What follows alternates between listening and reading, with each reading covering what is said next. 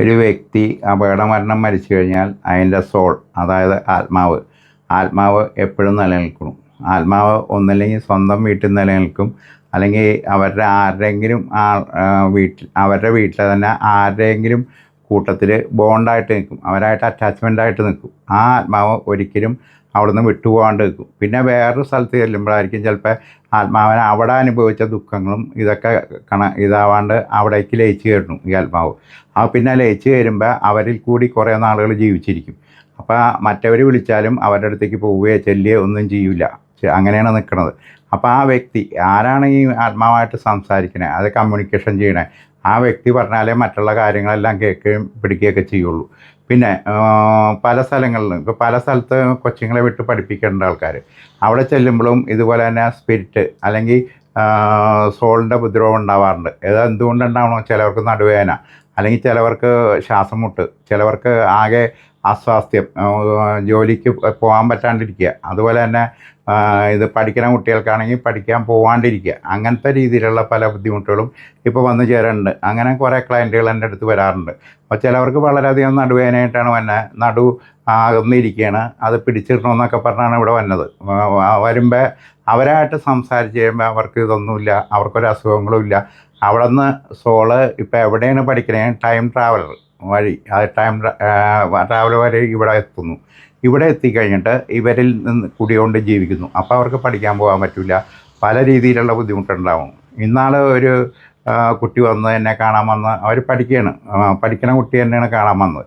പഠിക്കുന്ന കുട്ടി കാണാൻ വന്നപ്പോൾ അവിടുത്തെ വാർഡൻ ഈ സോളിനെ കാണുകയും അതിൻ്റെ ബുദ്ധിമുട്ട് കാരണം ഈ കുട്ടിക്ക് പഠിക്കാൻ പറ്റാതെയും ഛർദിലും മറ്റുള്ളതൊക്കെ വരികയും അവർ അഡ്മിറ്റാവുകയും ചെയ്തു ഹോസ്പിറ്റലിൽ. എന്നിട്ടും അതൊന്നും കുറയാണ്ട് വന്നു.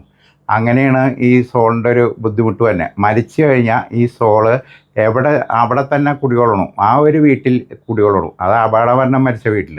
പിന്നെ അതുപോലെ തന്നെ പല സ്ഥലത്തും നമ്മൾ ആക്സിഡൻറ്റ് കാണുന്നുണ്ട്, റോട്ടിൽ കൂടി പോകുമ്പോൾ ആക്സിഡൻറ്റ് കാണുന്നുണ്ട്. ഒരു സ്ഥലത്ത് തന്നെ പല തവണകൾ വണ്ടി ഇടിച്ചായിട്ട് കാണുന്നു. അത് എന്തുകൊണ്ട് അവിടെ ഒരു സ്ഥലത്ത് തന്നെ വണ്ടി ഇടിക്കുന്നു പല സ്ഥലങ്ങളിൽ? അതിപ്പോൾ ഈ അവിടെ ഏതെങ്കിലും ഒരു സോള് അവിടെ കുടികൊള്ളണ കാരണമാണ് അവിടെ ആ സ്ഥലത്ത് തന്നെ എപ്പോഴും ആക്സിഡൻറ്റും അപകടങ്ങളും ഉണ്ടാവണേ.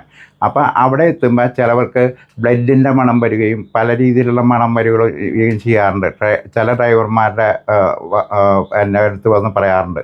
അങ്ങനെ പല രീതിയിലുള്ള മണങ്ങളും വരുമ്പോഴും ഇവർക്ക് ആകെ ഡിപ്രഷൻ ആവുകയും ഇവർ വണ്ടി എവിടെയെങ്കിലും കൊണ്ട് ഇടിക്കുകയാണ് ചെയ്തത്. അങ്ങനെ പലർക്കും ഇങ്ങനത്തെ ഒരു അപകടങ്ങൾ പറ്റണം.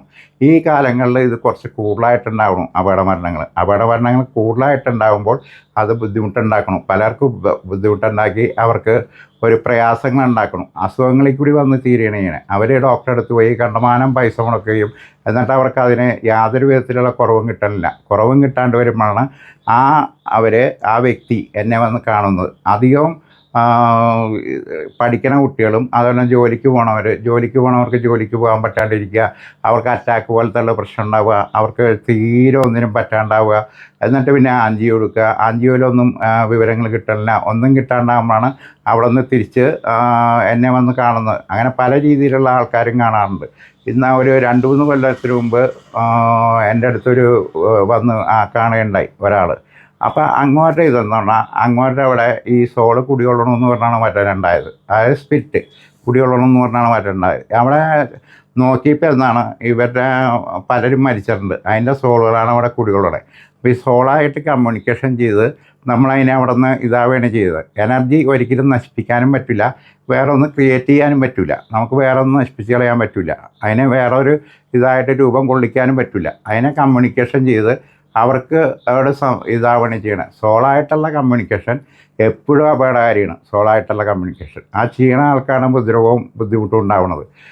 ആ ചെയ്യുന്ന ആൾക്ക് പല രീതിയിലുള്ള ബുദ്ധിമുട്ടുകളും സോളായിട്ട് കമ്മ്യൂണിക്കേഷൻ ചെയ്യുമ്പോൾ ഉണ്ടാവാം, പല രീതിയിലുള്ള ഇതുണ്ടാവാം.